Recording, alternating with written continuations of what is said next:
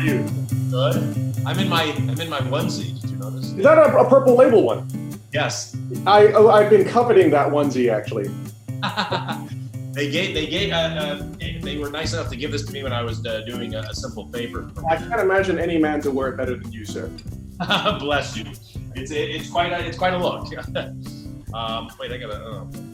need a knife. Now, I'm going to put this on IG Live at the same time. Is that okay? Yeah, of course. I'd be honored. Wait, I just need to. Oh god, I gotta put up my. I have a knife here. I don't my keep a formula. So you have your Negroni. Well, Paul, it's 9:15 in the morning. Negroni. So I have a mystery cup. Oh, I like it. We'll say it's a julep. Exactly. Wait a minute. Hold on. Here we go. Just opening this up. So, ladies and gentlemen, readers of The Rake and Revolution, thank you for joining me and one of my favorite human beings, actually, and I think one of probably your favorite human beings, Mr. Paul Feig, film director, but human being extraordinaire, Oh, wait. I feel the same way about you. You are one of my favorite people on the planet. And I have to say, what you've been writing, these editorials you've been writing are so beautiful and so spot on and so needed. The one you just did today about fear and compassion is just, it's really, you're very inspiring. Well, thank you, Paul. It's every time that we've had this sort of like a battle between these polarizing forces, each time compassion or love has always won out. And so I think that I hope that it will. I have faith that it will, but I think certainly people like you who bring this wonderful moment of uplifting energy and joy to the world. So let's start with that, maybe, if you don't mind. So I have so many friends, so many people who comment on how they look forward to your cocktail tutorials for obviously the educational component of it, obviously the alcohol component of it as well, but also because it just puts a smile on their face. It brings them this moment of joy. It gives us also this something to look forward to. So tell me about the genesis of this. Look at that Negroni, fantastic. Negroni, just for you, Ray. Just for you, the man who taught me everything I need to know about Negronis and Negroni Espaliatas, but this is a Negroni Giniata. So, thanks, Wayne. No, you know what? I just have so much fun doing it. It's weird. I was shooting a TV pilot in North Carolina up until 3 weeks ago, and everything kind of was coming down, and we were there like, can we ride this out? And then I just looked around at the crew. I said, like, there's no way. Everybody, we're pulling the plug on this. We got to stop. I don't want anybody in danger on any crew that I'm working on. So piled into a plane and went through New York and got back here, and so immediately, obviously, had to quarantine. But I remember, like, that day I got in, I was like, okay, so am I just going to sit around for months and just try to work and not kind of do what I can do. I can make movies, or I can try to, I used to be a stand-up comedian, not a very good one, but I enjoy making people laugh. And so I was like, well, I don't have any skill. I'm not a medical professional, but maybe I can try to make people laugh. And we can make cocktails at the same time and try to have fun, but at the same time, try to raise money every day. And so every day we highlight a different charity, and I've been donating to a lot of charities, just, and I vet the charities to make sure that they're on the level so nobody's getting ripped off. And then, but I said to myself, I want to do it every single day because I love things when a time of hardship or crisis or whatever that you can just rely on every day to be there, whether you watch it or not, you just know it's there. And so that's what I thought we'd do. And we've been going 25 days strong without a break. Bravo. Cheers. Grazie. Hey, to you. To you, sir. Is that a giant mint julep you're drinking? Yes. At 9:30 in the morning. I expect no less out of you, sir. To be fair, a lot of people would have no trouble believing that, including my mother. So Paul, one of the things that I found is this: people have gone kind of through this mental journey. I think the initial reaction to a lot of us, and I think still quite a few people, especially in the United States, where, and my heart really goes out to the United States, particularly New York, which is a home for me, a place of my birth, and I know for you as well. But I think the initial reaction to this was kind of shock, and I think that people kind of like in the midst of this shock, they kind of didn't know what to do, and they just let the day kind of move away from them, and it became completely unstructured. And people were joking about breakfast Negronis and so on like that. And which, if that's your choice, I have no problem with that. But but you can let it get away from you. And as a result, what happens is that you tend to kind of just be mired in your own thoughts. You're inundated by all this sort of like overwhelming news consistently every time you turn on the television. And it's very easy to fall into a depression or into anxiety. So tell me a little bit about how you structure your day or how you combat against that, you know? Well, I mean, you know, for me, and I proselytize about this on my show, is you got to stick to a routine. You got to find a routine. Like, you know, I would say, like, don't spend the day in the clothes you slept in. I'm telling you, it seems trite, but like, get up, take a shower, put on your tuxedo, you know, but literally just, you know, don't fall into this like endless day night pattern, because that is so depressing. You know, one of the other things I said is like, don't, you know, we all love watching Netflix. Don't binge entire things straight through. They're like, I've read psychological reports that say it actually causes depression, because it's like you know, oh, this giant greasy hamburger, I want it so much, I'm just going to devour it in 5 minutes, and then you always feel terrible after you do. So just like, for me, I just kind of like, have the day structured, get dressed, do the stuff you need to do, try to finish up work that you've had around. You know, I'm lucky I've got, you know, as a writer and a producer and director, there's a lot of projects that I've got to get in order and all that. You know, but, you know, that's what I'm trying to say to people on you know, the show, like, find things you need to do, or, you know, create things that you have to do, create tasks for yourself, create a routine. And also, you know, the thing you got to be careful of, like, you know, it can tip the other way, where you go like, I have to be so productive that you'll drive yourself crazy, because it's very hard to concentrate right now. You know what I mean?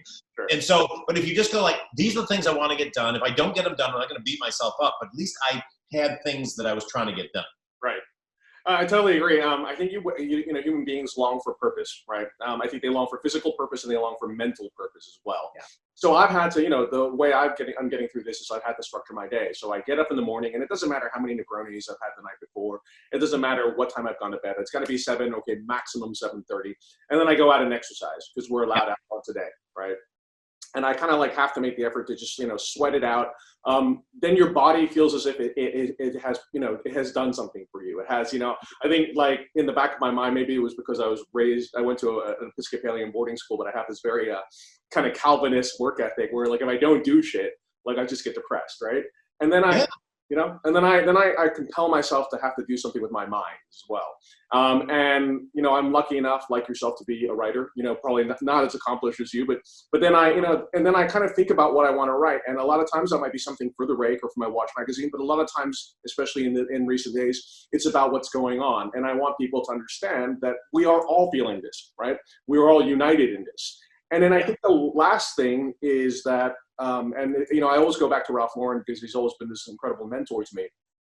But the biggest and greatest piece of advice, and the most resonant piece of advice that he's ever given me, is that when people feel bad, a lot of times it's because they spend too much time thinking about themselves and not enough time thinking about other people. Yeah. And so if you try to kind of commit yourself to, you know, a random act of kindness or an intentional act of kindness every day for someone else, as you clearly do for all the money that you raise for charity, at the end of the day, you feel happy. And then when you have that Negroni, or when I'm watching your cocktail session and I'm making that drink along with you, I feel like I deserve it. You know, I feel that I've worked for it, you know, and then it's a wonderful experience, you know. Would you agree?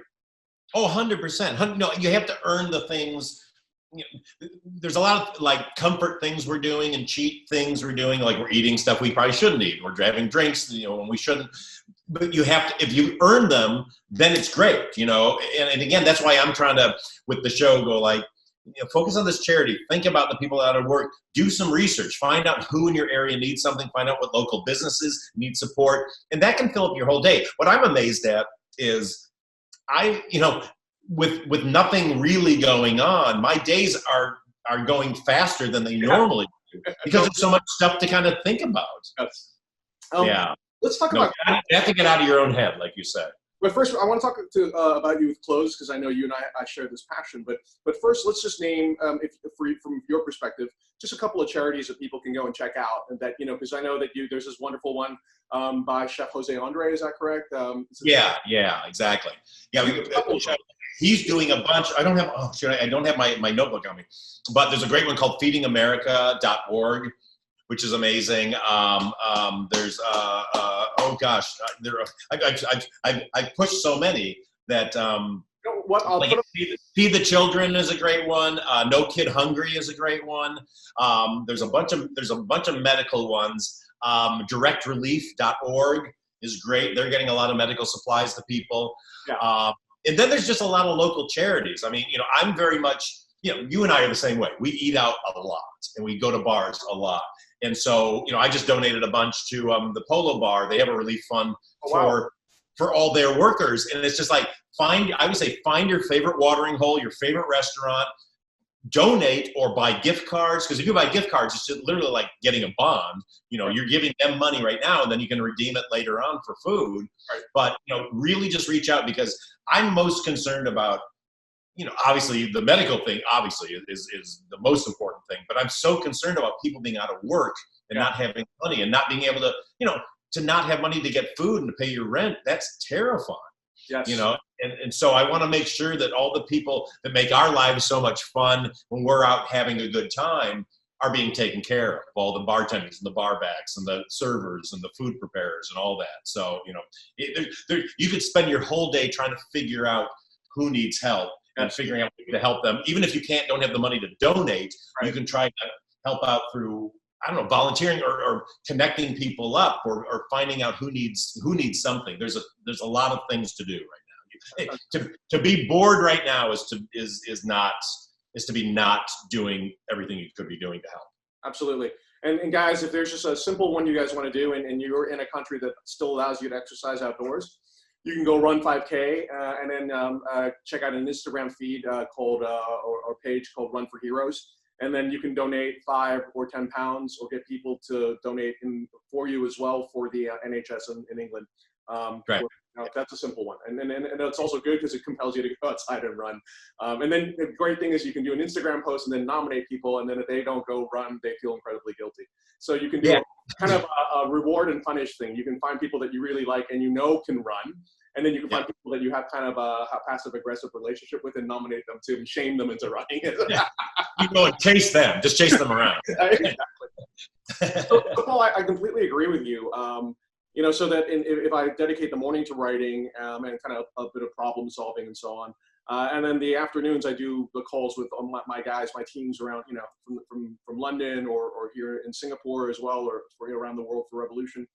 And I noticed that when we made it, and it was Tom Chamberlain's idea to make jackets required for the rake meeting, right? Yeah, it completely changed our mental attitude. It made everyone much more sort of on point. It made everyone sort of sharper, more creative, more reactive, and gave them a sense of kind of a feeling of dignity.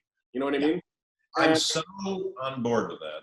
You know, and I love the sort of like this image in my mind when Tom was telling me this, because he always reminds me of some, you know, a British person from 200 years ago, of British officers in the field, you know, as the cannons or balls are flying around, they're shaving themselves immaculately. I have no problem with that. I think it's how life should be. But tell me about the role of clothes for you in general. I mean, I want to know about that, but also specific to this period, because I noticed that you dress in a way for your tutorials, and I know that you've always dressed, you know, and I think that makes you feel better because it's as Proust says, you know, style is the revelation of that universe that each of us sees but is unseen by others. It's an expression of who you are, right? Yeah, 100%. You know, and it's, I think, you know, and I never wanted it to sound like I'm kind of giving people a hard time or passing judgment on people, but I do think it's like you've got to present yourself, especially if you're, you know, look, I'm in showbiz, you know, even though I'm behind the camera as a director, I'm still in show business. And look, everybody's doing their best to try to get stuff out there. But when I see, I don't know, celebrities like looking like they haven't taken a shower in 10 days, I'm kind of like, come on, man, you're in showbiz. Like, there's nothing wrong with putting on a show, or just kind of like, I don't know what we're trying to say. Like, look, we're one of you. We're just kind of, it's like, I don't know if people in real life are being as slobby as some of the celebrities I'm seeing. You know, so I just feel like we're so lucky that we get to have people that like what we do and that we're able to reach them, that I never want to be disrespectful of that. And the other side of it is I never want them to think like, oh, look at him. He's so, you know, oh, he's so well-to-do. He's getting all dressed up. It's like, that's not the reason I do it. It's really because I want to be respectful of you guys of going like, look, I'm here to entertain you. I want to try to make your day better. And if I can present something that, you know, feels more, I don't know, like I took time and I cared, versus I like, all right, whatever, I'll roll over the phone, like, hey, what's going on, guys? And look, there's people that do that, and it's great. I just, you know, for me, I love clothes. I do the same thing that Tom says. Whenever I do, you know, every day I've got conference calls for different projects we have going on. I always make sure, take a shower, put on a suit and tie, and be like I'm going to go to like I would be dressed for a meeting. The fact that it's a virtual meeting is no different than me going to somebody's office and walking in. If I walk in sweatpants, that would be crazy. But the fact that it's on video, you go like, well, he's in sweatpants, that's fine. It's like, no, it's not fine. You're in a meeting. Dress up, for Christ's sake. Absolutely. One of my favorite lines came from Blake Lively so let me mention that A Simple Favor, which is one of your films, is a film that I absolutely love. I love it also because it is a film that you think starts off in a specific genre and then kind of transcends that genre and kind of like touches on 3 or 4 different genres, you know? And then in the end, it's its own genre, which is, I think, is very typical. It's just insane at the end. You know, and I think that in this regard, you're, to me, one of my favorite filmmakers because you create films that have a unique voice, right? You know, kind of the way that my old boss, Catherine Bigelow, creates films that like no one else could make them. That's a Catherine film. But I remember when you were mentioning when Blake Lively was developing her character and she was trying to think about how she would like to dress. She turned around and said, Paul, I want to dress like you, right? And I took that to mean, because I think maybe not everyone realizes this, but that, you know, you actually direct in suits. You do pretty much everything through your life dressed in a specific way. Tell me about when your love affair with clothing began. It started really early. You know, my mom loved old movies from the 30s and 40s. We used to watch them all the time, Cary Grant and, you know, Fred Astaire and William Powell, all these movies. And I just, as a kid, from 5 years old, I would see these things and go like, that's how men dress. That's how like guys I think are cool or funny or just everything are adults dress. And then when I was about 7 or 8, Groucho Marx was one of my heroes. Right. And I read a biography about him. And there's a quote in there that said like Groucho, he had said that he didn't trust a man who didn't dress nicely. Amazing. And so that was all I needed. So it was like from then on, I remember saying to my mom, like, I have to get a suit, I have to dress up. And she took me to the fancy mall when I was like 8 or 9 years old. And I got my first Pierre Cardin 3-piece suit. Right.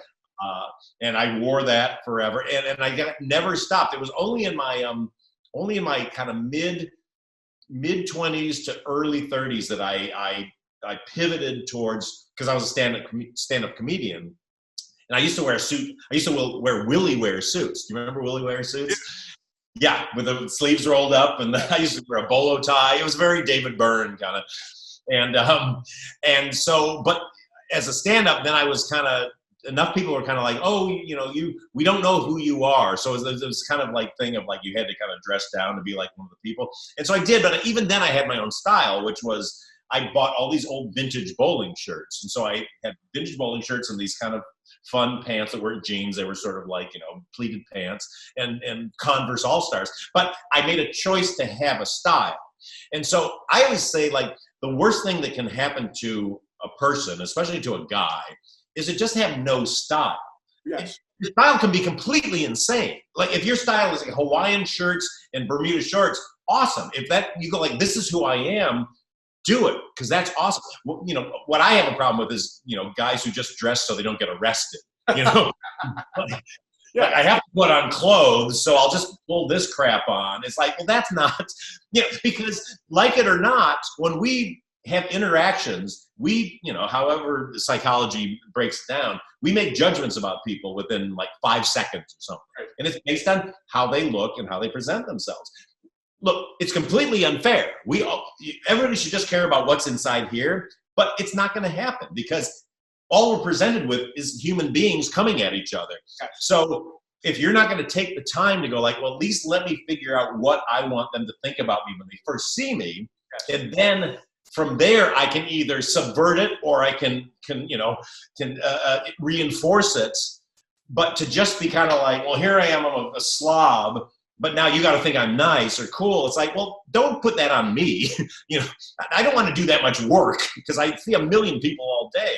But take the time to present yourself and tell me who you are.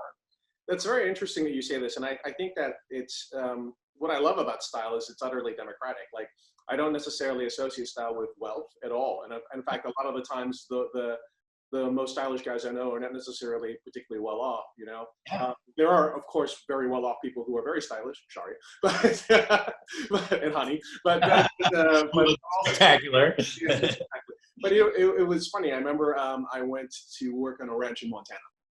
And so in Montana, what everyone's wearing is extremely utilitarian, right? It's pragmatic to the extreme because you're working on a ranch. So if it gets snagged or if it gets ripped or whatever, and it was interesting also because the culture of the cowboys there was that they would spend a lot of money on their clothes because they would prefer to buy one rather than multiples, but have that one be very good. Like, for example, their cowboy hats, they would want a very high quality hat like a Resistol. You know, if they were wearing boots, they would buy White's boots, which are incredibly expensive. They're handmade in Washington. And it was interesting because there were some cowboys that had kind of okay style, but there were some guys that had amazing style, right? And this is, you know, kind of not my normal lexicon or vocabulary for style, but you look at them and the way they put themselves together, it was so cool. Like you knew, like that guy had a particular sense about what he wanted to look like, and he'd achieved it, right? No, totally. They have a voice, and whatever that voice comes out to. I mean, look, that's why you and I, our hero is both Ralph Lauren. Yes. But what I love about Ralph is he's classic American, like 1940s, you know, Cary Grant style with the suiting. But then you see him out on the ranch, and you go like, that's the coolest guy in the world, like, you know, wearing this cowboy hat, and who's not, you know, not a cowboy clearly, but you go like, man, he owns it. You know, I always break it down to, you know, I just say any clothes you wear, you have to own. Yes. And Yes. you've heard me say this before, but you know, for the audience at home, you know, it's the difference between a friend of yours goes like, hey, I started playing the guitar. You want to hear something? And he like gets the guitar and he's all like hunched over it, and like the guitar completely owns him, and it just like someone come. But then you look at Jimi Hendrix, and he's slashing that guitar around, and you're like, he owns that guitar. And so it's clothes. You got to go like, I fucking own this, man. Like this is who I am, and I'm all over this. That's right. It's kind of like when Stevie Ray Vaughan used to like step out with the guitar. Even before you played a note, you were like, this guy. My hero, my absolute hero. Just like, man, did he own? It's like an extension of their body, and our clothes and our suits should be an extension of our body.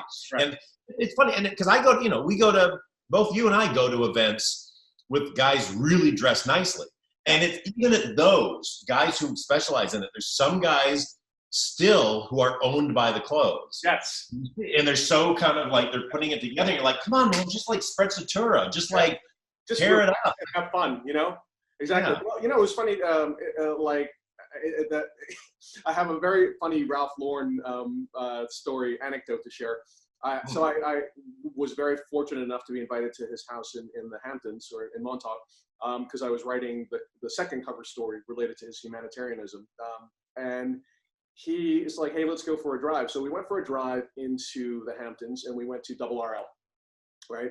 And in Double RL, they just got a new shipment of vintage motorcycle jackets, and he collects old, you know, Bugo motorcycle jackets as I do as well. And our philosophy is the same, in which if you find one and you like it, just buy it, right? Because you may not find it again. Exactly. So he buys this jacket and he puts it on, but he was dressed for the beach. So he's wearing a fisherman's sweater, white shorts, and tennis shoes, and then he's got a black leather motorcycle jacket on top of it, and he's walking around, and he just looks so cool, right? And people in the Hamptons, you know, he's like, I guess, like, you know, he's kind of a cultural icon, and everyone's like, Ralph, and then someone goes up to him and goes, is that the way people are dressing now, the motorcycles? I'm going to go home and try this. And so the guy runs off, and I go to I was like, Mr. Lauren, you know, you look so cool in this kind of like counterintuitive outfit. What's the secret? And he looks at me and he laughs and he goes, confidence. But I 100% agree. I love that. He leaves trends in his wake. Yeah. So let's talk about movies. Let's talk about film style, right? And I think it kind of connects with what you were saying earlier. My favorite films or moments of film style, and my favorite sort of like style icons from cinema, are guys that always wore their clothes effortlessly. right? Yeah. And so I would name three, and then one I will kind of disagree with, even though it's still one of my favorite films. So I would say Fred Astaire, you know, Yep.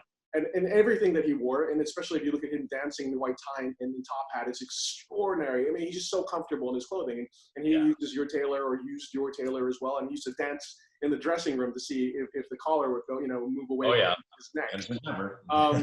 Humphrey Bogart.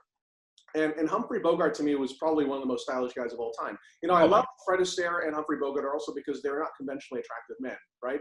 But they were so cool. And you know, people forget that that's much more interesting than just being beautiful. It's that persona, that confidence, that voice, and the way he wore, like, you know, there's this kind of common perception that shorter men shouldn't wear double-breasted jackets. But if you look at it, Bogart used to wear double-breasted all the time. Oh, he made me want to buy double-breasted. Killed it. The proportion, the fit, especially that white double-breasted jacket in Casablanca, you know? I think Cary Grant, of course, because he also wore his clothes in a way that you knew he was just being Cary Grant, and he could just throw on a suit, especially North by Northwest, because the suit is a joke, because it's always like immaculate, even though he's being chased by a crop duster.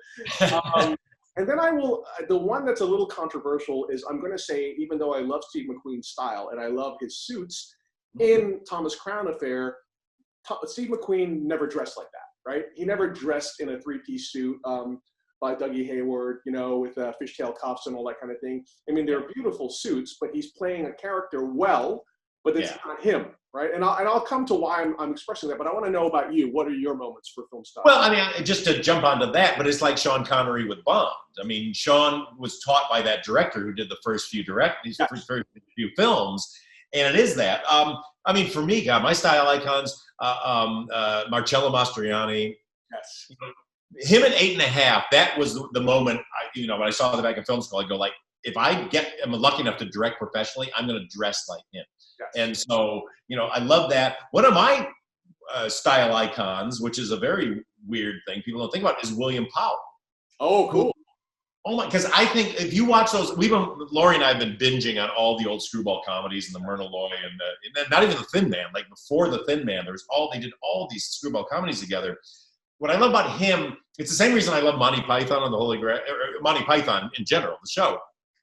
They're doing comedy in suits and ties. You know what I mean? And that to me is the funniest thing in the world. That's why it's guys, wearing the uniform, but being crazy. And I kind of dedicated my life to being like, look, I'm gonna dress like a really uptight guy, but I'm funny when I do it. So I want to kind of dispel this whole thing that suits are, stuffy and the establishment and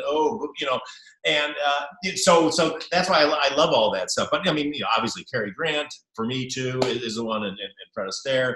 I mean, Steve McQueen. The ideal of Steve McQueen is great. That's why I love Tom Sweeney.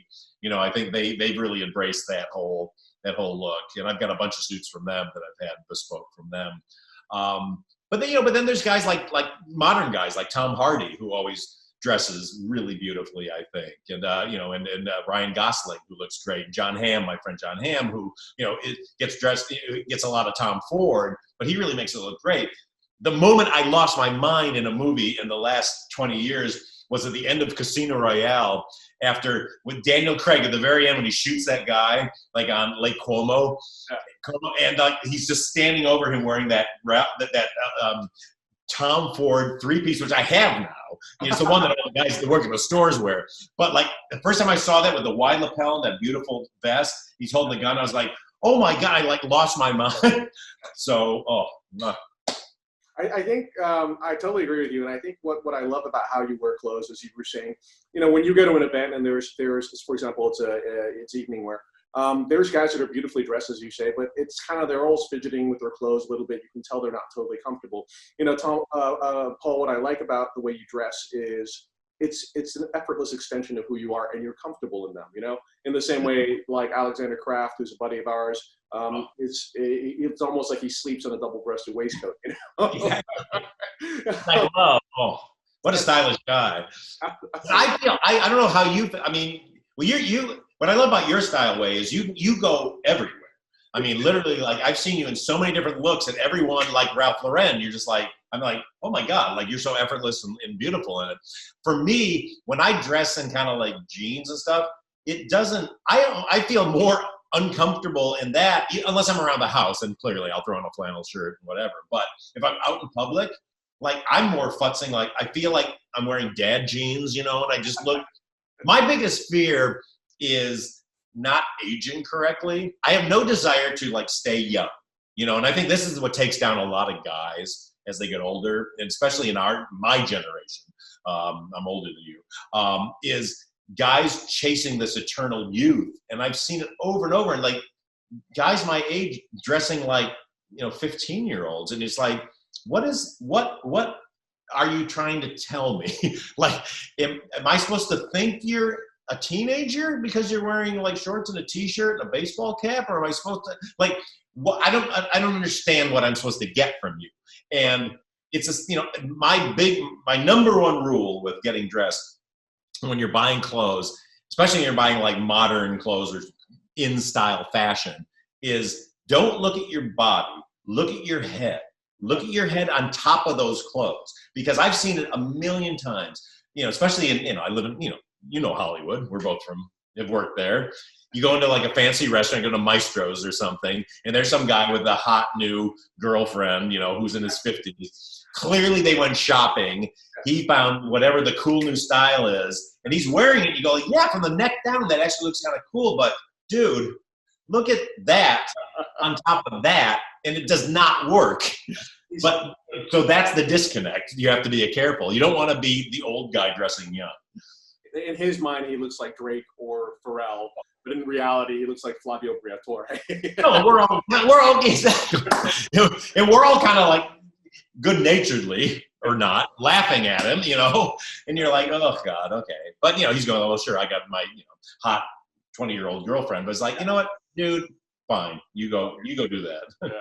So it's funny because you say that, because that was one of the impetuses under which the rake was created. I remember, about 15 years ago when I first started thinking about it, there was this whole culture of sort of worshiping youth, right? Yeah. And I had slid directly into my 40s, and at that point it was clear that I wasn't getting any younger, And I thought it was really sad. I think the moment where it became crystal clear to me was when Eddie Slimane was the design director for Dior Homme, and he made these suits that were so tight that people had to lose like so much weight in order to fit into them, and most men couldn't. In fact, the only people that looked good in them were women.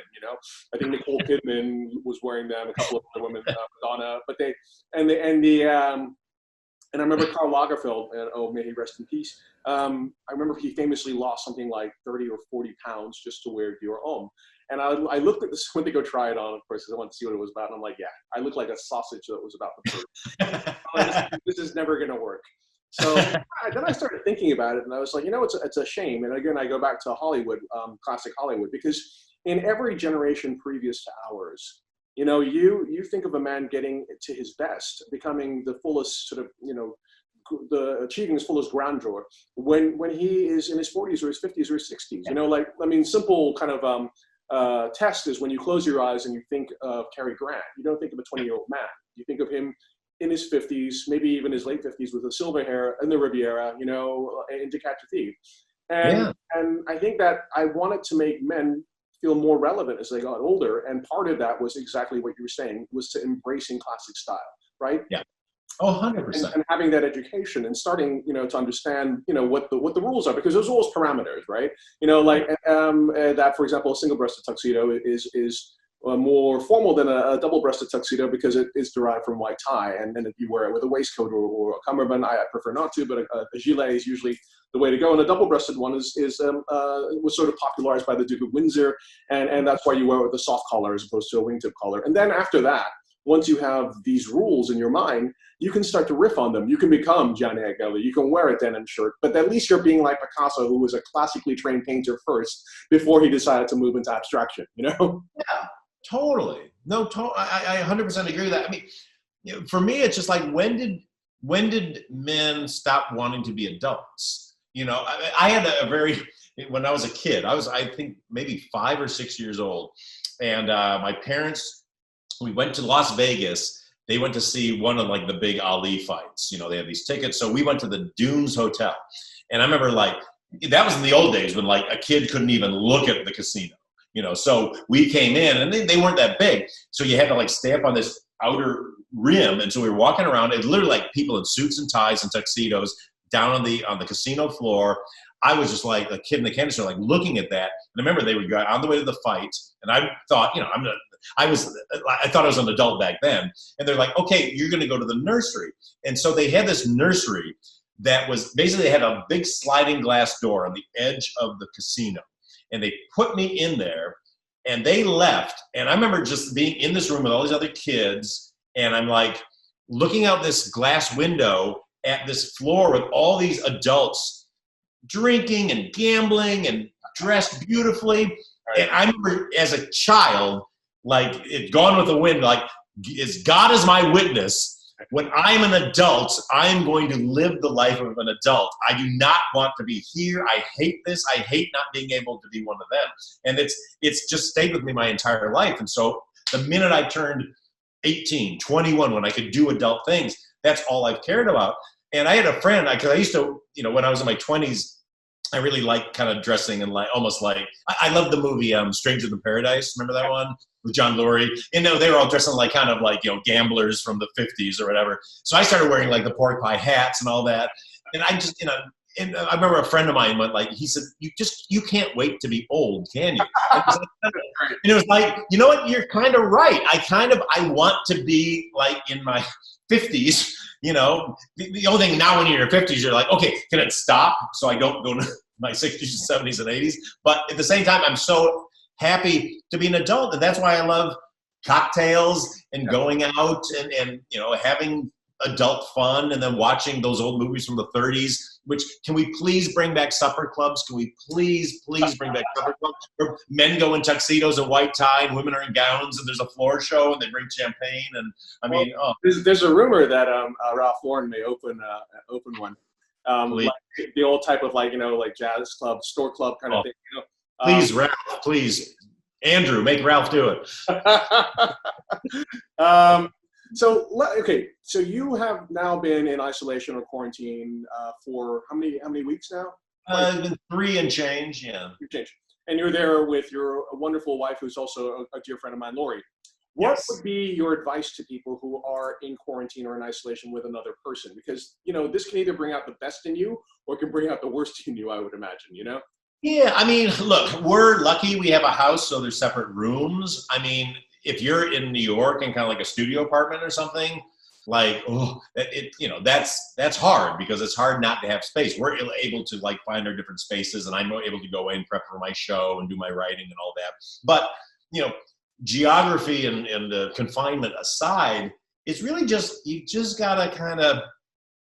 gotta be forgiving. I mean, honestly, it's the key to marriage anyway, I think. It's just like, love the faults, love the flaws, embrace the differences, you know, and don't be so hard on each other, and just try to like find your alone time, even if it's just like, we're both going to read a book on separate sides of the room. We're both going to just kind of do something. Like, you just have to kind of have your time, but then also it's all about empathy. It's going like, well, they're going through the same thing I'm going through. Yeah. And, you know, just kind of here's the thing I hope, and this is a bit of a diversion, but maybe not. What I hope comes out of this terrible situation that we're all in is, you know, the last number of years, outrage has become the most overused, meaningless emotion. Because, look, outrage over injustice and inequality and you know, that kind of thing, that's so important. That's what outrage is for. But outrage over like pop culture and, you know, stupid stuff is such a waste of time. And that's where it's funny. This whole thing, I was literally, I mean, for the last few years, I've been ready to just like, please shut down the internet, you know, because it's just adding to all kinds of small-mindedness, you know, and micro kind of vision. And, but now with what we're going through, I'm in love with the internet again, because of look what we're doing right now. And look at what I'm able to do with my cocktail show. Look at all these people are able to do with their IG live feeds and with their social media and with Zoom and having Zoom dinner parties and getting in touch with each other. It's so important. And it's really just keeping communication going and just really trying to make sure that we are all in this together. We have to give each other a break. Yes. And I hope just more tolerance comes out of this. That's why I so loved, again, that what you put up on the Rake. And please, everybody, go to the Rake feed and see Wei's most recent thing about compassion and fear, because it's just so important. You really crystallized it all. Well, thank you, Paul. And it's sad because well, no, it's not sad. I mean, it's very common. It's normal that anytime there's a crisis, and certainly a virus that is spreading at a pandemic rate is terrifying. But then the transmission of a virus is a virus called fear, of course, and that doesn't need droplets, or it doesn't need human contact. It just needs one image or one word or two words put together, like Chinese virus. And I wrote that thing saying that we're now in a war against the COVID-19, but we're also in a war between compassion and hate, right? And it's interesting. I think in general, 90% of the people who read it were very supportive, but there were still people who were like, you must be working for the Chinese government. Are you a communist? And it was like, I don't think you understood what I was saying, right? No. And it has to do with empathy. And so what my hope is, and just to understand it, I just want to explain it in the following way. No one, including myself, and it's not like I have any particularly friendly relationship with mainland China, is arguing with the fact that this virus originated in China. What doesn't help, however, is that when people call it the Chinese virus, they implant in their minds of people this desire to blame someone. And so what you have happen is Americans or Europeans or Australians then turn on their fellow Americans, Europeans, or Australians and say, you're to blame because you are from Chinese ethnicity, maybe 2 generations ago or 3 generations ago. And I think that's so completely illogical. And that's what I was trying to express, because it doesn't help. Like, if you've got this crisis going on and you are turning on your own countrymen, and incidentally, which are disproportionately represented in the medical profession, Yeah, no, exactly. And that's not going to help. And they've even, found out that most of it came from Europe. So I always say on the show, like, this is nobody's fault. This is nobody's fault. It's happened. This is Mother Earth shrugging. It was going to happen no matter what. Right. So just we get through it, and then we'll come out the other side stronger. But it's a horrible thing. And please, I mean, the minute we're not kind to each other, then the virus wins. You know what I mean? Yes. And it's also, and I think that, I had a conversation with a very interesting man named Jean-Claude Biver, who's something of a legend in the watch industry. And I said, what's the world going to be like after this? And he said, listen, every business in the world, or the majority of the businesses in the world today, even though we're in the 3rd millennium, are basically being run by old men from the 20th century, right? Yeah. And the 20th century old men were following one simple rule: profit no matter what the cost. No matter what the cost to the world, no matter what the cost to the human beings in the world. And what his hope is, and my hope is, and I think your hope is as well, is that when we come out of this, we're going to recognize that this is no longer feasible, acceptable, right? And the hopefully generation, the millennials, who we used to disparage because they all seem so flaky, hopefully when they rise to power and predominance, which they have to because that's the generation that's after us, they are going to make, as I already begin to see, ethics be as important as success. And in fact, ethics will equate success a lot of times as well. And I think that's important. Oh no, 100%. The minute at the beginning of this, when these guys were going like, basically their message was sacrifice old people for old infirm people for the economy. It's like, no, that's a monster's theory on how to get through this. Like, people are number one. Look, the economy will figure it out. It'll be done. But it's all about people. Without people, there's no economy. There's nothing. We are who we are. Absolutely. Paul, last question, and it's an important one. I think what I hope also is that we're going to move out of this period of prevalent cynicism. And you see this so much in movies, right? You see that a movie that has a cynical or dark or kind of, depressing ending is considered to be a serious film. and a film that has a happy ending is considered to be frivolous, right? And I think what was very interesting, that one of the most popular shows on Netflix right now is a show called Money Heist. And sorry, spoiler alert. What I love about Money Heist, at least season 1 and season 2, which comprises the first kind of like series, is that there's a happy ending, right?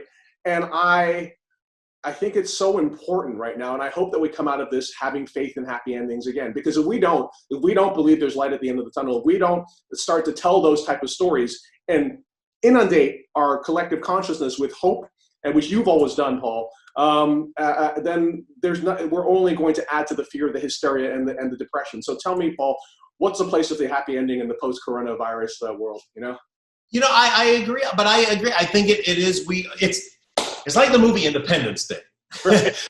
Where that was the one time the entire world bonded together because there was a common enemy. The great thing, a common enemy that's not even like a being. It's just like a thing that looks like a landmine. So I'm hoping that we all go like, I don't want to be pie in the sky, but like put our differences aside. We're all together in this, because, look, we've been inundated with dystopian, worlds and movies and like the end of the world and all this. It's like, all right, now we've been through it. Like, maybe we don't need that. That's why I've been having so much fun watching these old screwball comedies from the 30s and 40s. It's just like, it's about love and falling in love and chasing somebody, and it's all lovely and upbeat, and that's all we need right now. Yeah, so there's nothing wrong with happiness and hope, correct? No, my God, please. Oh, please, just happiness, everybody. That's all we need. Everybody wants to be happy. We don't need strife. It's fun to watch strife, but you know what? Our lives, we don't need strife. So let's keep it going up. Paul, thank you so much, my friend. It's been an absolute pleasure seeing you. Thank you, Wei. I love you so much. I missed you. I can't wait till we can sit down face to face and have a drink at Duke's with Alessandro. Absolutely. What a wonderful goal to have. Let's do that. Thank you, Paul. Take care, my Thanks, Wei. I'll talk to you soon.